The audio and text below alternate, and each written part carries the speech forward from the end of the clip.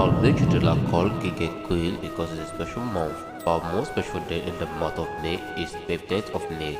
That is when most beautiful Amibu Amidantala born.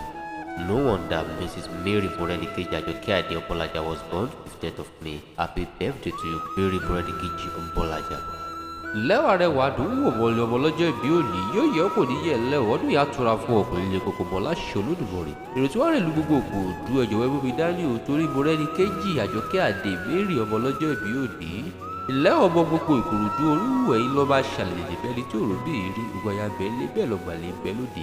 Ẹ̀yin lọ́mọ oníṣu mẹ́fà nílé méjì jẹjẹ méjì títà méjì tó kù lẹ́ fi bọ̀ ẹ̀lùkú bẹ́ẹ̀dẹ́bẹ́dẹ́ irúgbọ̀lẹ̀ àgbèlè ọba akínúgbó kẹrù ògbónígbó ọba akínúdọ̀ kẹrù ògbọ́lọ́dọ̀ wọn ògbégú wọgbó bara rí ìgbàlópọ̀ gbégú wọgbó rẹ wọ bí gbogbo Ìkòròdú ṣe tó pátápátá wọ̀ wípé lálábàárù gbogbo pátápátá lọ̀gá ara yín lọ́bí pè ní Ìkòròdú ọ̀gá bèrè wá gbọ́ ọdún ìyàwó aṣọ sówó aṣọ sọlá aṣọ síre iwájú báyìí ló mọ̀ máa lò ní báwọn dìwọ̀ àjò ló wà báyìí wà kéré òkú délé òní báwọn rajo pé sájò láṣẹ èdò àwọn pọ̀lọ́ tó báyìí lè sá pérúwé àtẹ̀pẹ́ báyìí látẹlẹsẹ̀ tẹ̀lọ̀ pàpẹ́ bẹ́ẹ̀ mi wọ́pẹ́ ti pẹ́ òní rábáyé òdẹ̀rẹ̀ àkọlẹ̀ ìdòdò kì í ṣe owó kó bọ̀ lọ́jà gbogbo báyìí lára ta lè àìsàn òní sọ lọ́jọ́ ikú òjijì òdúgbò lọ ìwé ọdún tó pọ̀ nínú ilé ńlá nínú ọkọ̀ bọ̀gìnì láṣẹ èdò abẹ́ẹ̀ ló ti rí fún obìnrin ọlọ́jọ́ ìbí òní kan gbọ́ gúnugún ìkúléwò àkàlàyé kọdún jẹ wàá dàgbà wàá dògbò wàá fi wú parí bẹ́ẹ̀ ni wàá pèrè kìjọbi ìgbà ọdún báyìí ìṣẹ́jú kan péré ni fún ọ.